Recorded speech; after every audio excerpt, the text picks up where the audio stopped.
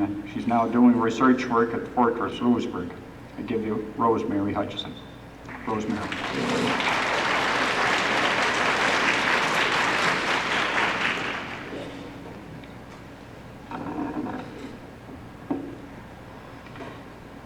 Gaan zul je dan gaan arst. We gaan je urendag gehoord worden. En vrienden ze gaan juist ule. En ik ken toch naar deze sin zoals. Agus ag ála sin deach sláinte donna dúine nach medan, agus donna dúine galab as an dúig seo. Ha dúine jeferich de níonjin gach dúine dúine seo. Na méonjin hín an nach, ha ún dúine a ciplétan a dhé go chion ó sianna seach cmiasan an isht. Sé fílad enamal a bhaun, iasgad enamal, agus cerat enamal do gartúne is in de hachade. San is Michael Marcoud ha mi bdíon, agus go djera ha didóh gása chin imisk, agus bí didóh san grón vías an has, chin imisk crunnecho géalach mar seo, gon Michael eichgin na huiu cara cáladí Joe Charachin, no downs a roile, no clych gníal. Chan ar fys mór an fíledach an flahannas ron bhlion na seo, ach go djera ha go leor é an an isht. Go leor an a chaig Michael Marcoud an, go leor de híledach, agus de hiúl, agus de gaunsa. Can checo ymysg yn iawn i gael af as yn telain, gobli Jane Thatcher yn jachad, gyda sé tir yn y nog mae'r chanegad sy'n tjew farstach, no gwtydd môr yr dwcha, gyda had sgwltio ffewch Canada agos na start yn unach. Bi na mysg gobli caid y felad, na ciwl agus an damsa agus a fíledach. Had it had páirt de ché plécht an cála dúa, go plé caid an déidead. Húirt ferch dóh na páirt uistich, agus bheis in a blian is turas ucha go uiste jés.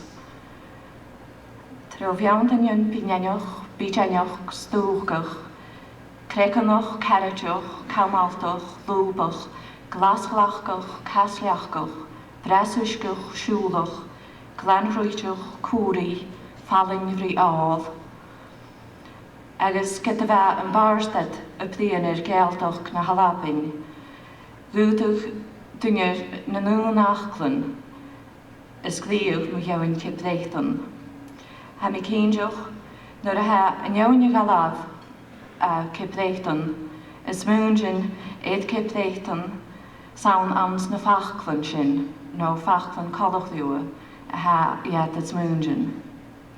Éidir cipléchtan agus iad san a galafas, ha céal cholátir sy'r talú. Fúti sin a bhí cíndeach, dar a gáil a síos ar sláinte, go neamhain a galafas a seo. Ha iad san is múnjin a ddubh se cúteach, agus had the Quinjan cipléchtan. Tapalí.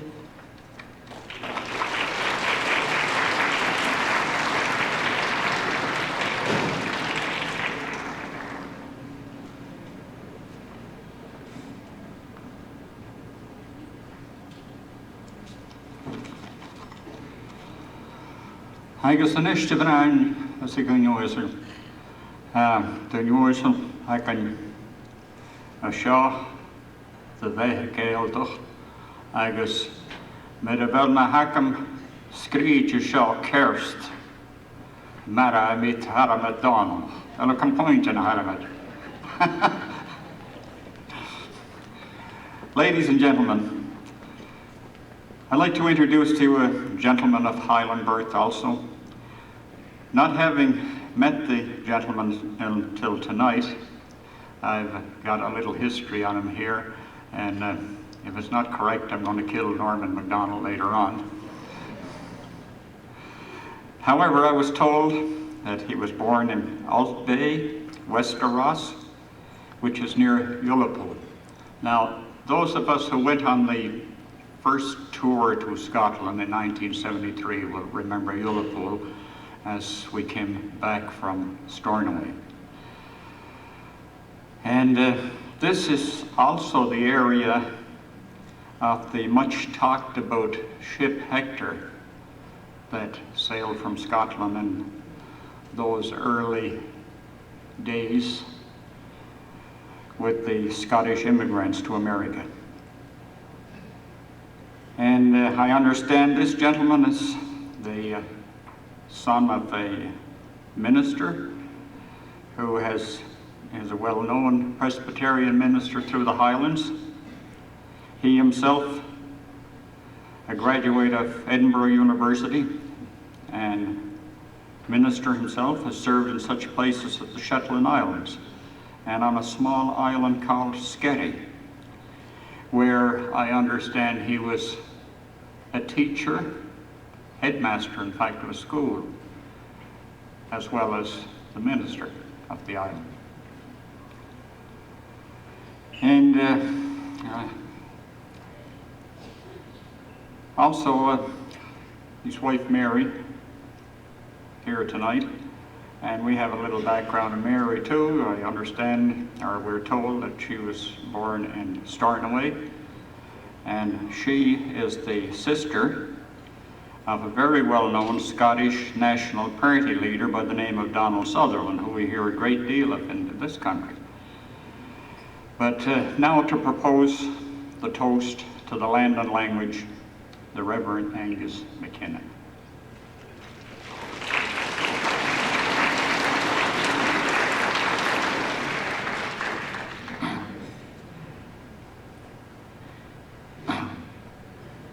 Bran Ursula is a Guinea Ursula, is Carton Uluk.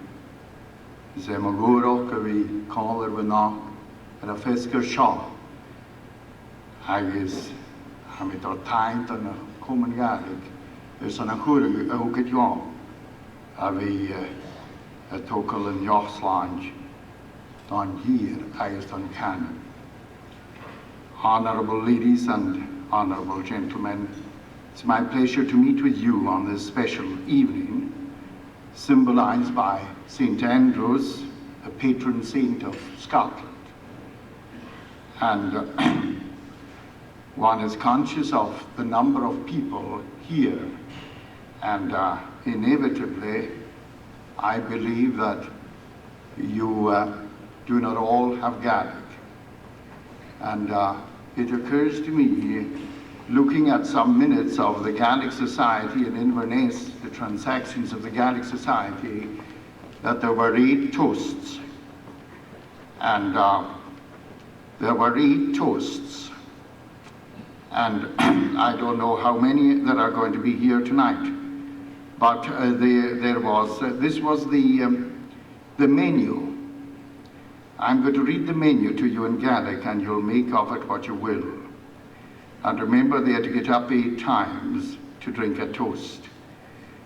Ambiag Enarich, Brocht Alapanach, Bratan Goilje, Cooleren, Teikish, and his drama Ishkebehe. You all heard that one. Hagis famit all soul in a bush and knock, I cannot be rose, Ishkebehe knock. I looked round, I don't think I saw it here. Agus var Marstjol, Rostje, Jorn Rostje, agus Fjol Mukke, Karl Erich, agus bun had Slammen Achaloch, Slammen is Woker, Messen, Aaron Cork, agus Kaje, agus Coffee. Sing aget en Hurum Ravak an Nigel. I'd like us though, just to speak in English. I was told to speak for 15 minutes, and you know, that's a bit short for a minister, so I thought I would kind of kaleidoscope what I have to say and also say it in English, because Gaelic is meant to express our thoughts. and to communicate between us, our beings in the fellowship of mankind. And I think after what I have said, you will be quite happy, though you have not been able to hear it in Gaelic, you will be quite happy that we can continue the traditions of which Gaelic was the language. I was asked to drink a toast to the land and to the language, which obviously must mean Scotland and the language Gaelic. Nevertheless, in order to be realistic in this day and generation, and yet retain our integrity, we take liberty to interpret the toast, not in a narrow sense, but in this, as that which is Scottish and that which pertains to the Gaelic language. So that when we think of the toast and the language, we think of that which is Scottish and that which pertains to the Gaelic language. Though Scots have left Alba and generations grew up in other lands, yet this mysterious bond still obtains. And in the mystery of our long lineage, which makes us a proud race, we are reminded from time to time not of what we do, but what we are. These reminders send us back, as it were, to the hills of home, and to the distant islands, and to the lochs. We are in a quick way transported to the quiet glen, to the summer day when we were out there on the fields cutting the hay and gathering it into little stooks before the rain would come and wet it. Or a day in the fall in Scotland with a golden eagle hovering over the mountain top, waiting its chance to take the lambs. Or looking out to the grassless glens in the winter time and seeing the deer, sometimes in their hundreds, pawing the slopes and coming boldly down even near the croft houses because of their hunger and their weakness. We are reminded sometimes of these memories that are dormant within us, and in more or less measure, each one of us here has this in his or her lineage and background. Again, this feeling is evoked by stories of our history, handed down by shenachis and bards in the old traditional times that are part of yesterday. And what a history! What battles were won, what hardships endured, going back to the very first cradle of human society, the Celtic Scottish people. And this longing that we have in us is evoked like the pull of the tide, an irresistible tide which brings the images of yesterday so clearly and vividly to our mind. Sometimes it's by music. Who can resist the stirring strains of the pipes? Who can resist the tunes that kindle in us or rekindle in us again the memories of yesterday? We think of these things that come back to us, that we will carry with us to the end of our day, a mother's voice calling us to bring the cows home, the neighbor calling at the house to ask us to help with the hay. This feeling we share is a yearning. It's the Scoto-Celtic mystic for Albion.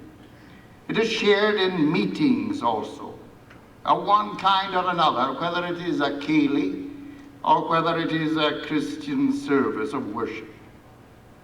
And somehow, when you come with people of a kindred spirit, you feel at home.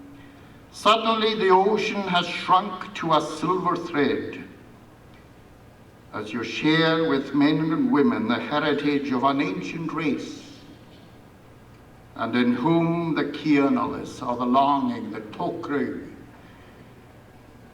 the wistful tie with the past, with the Tír na Meawns na Ngashgach, has never died.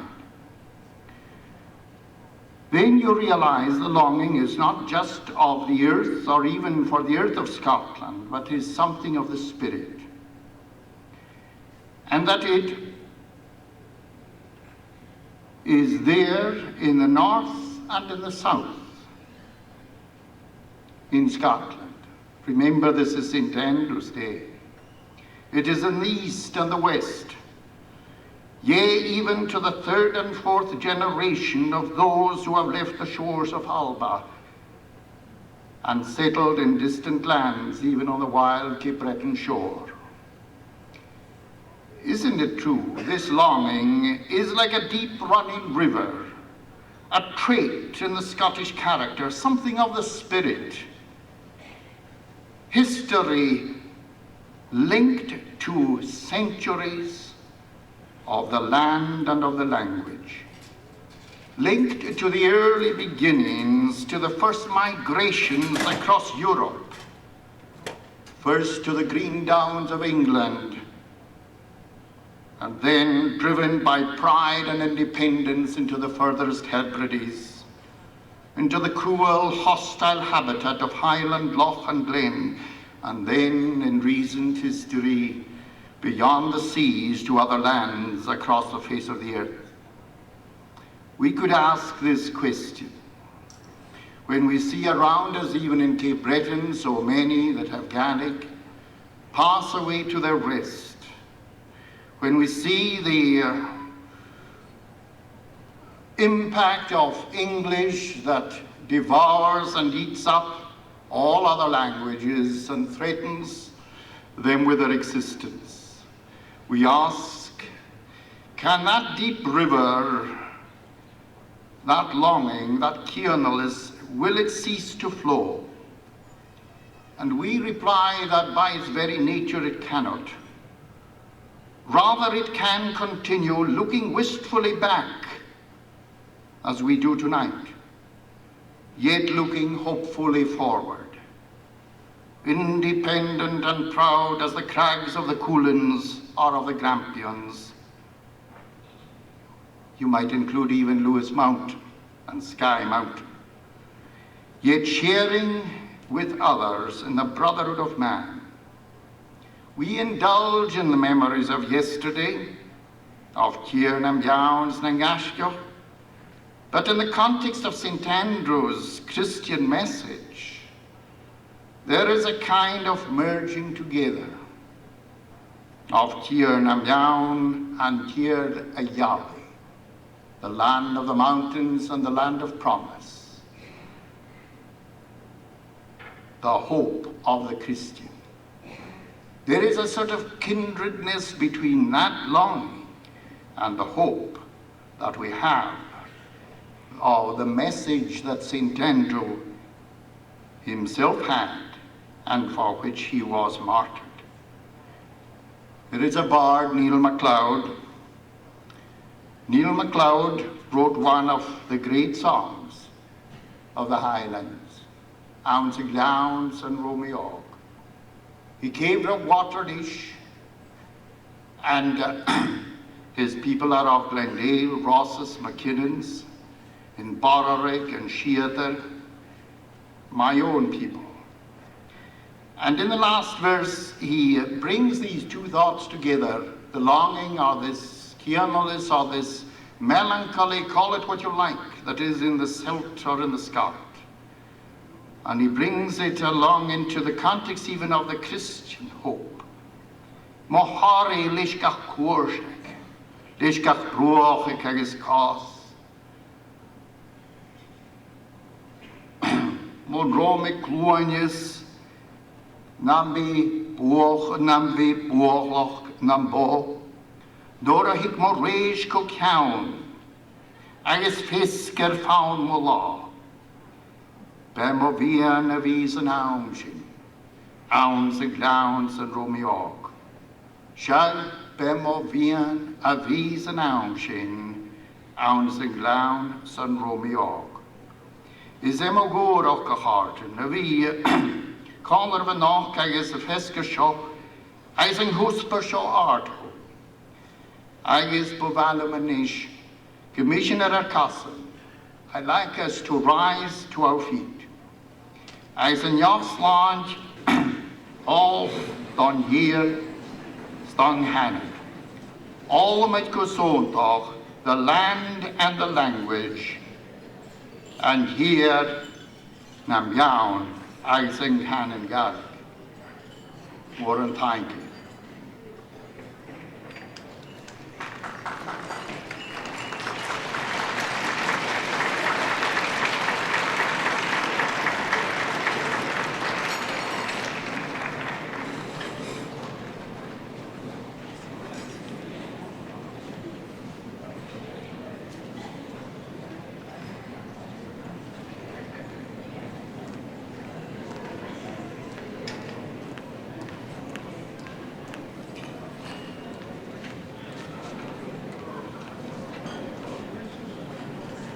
More and thank Oisha, Mr. McCann.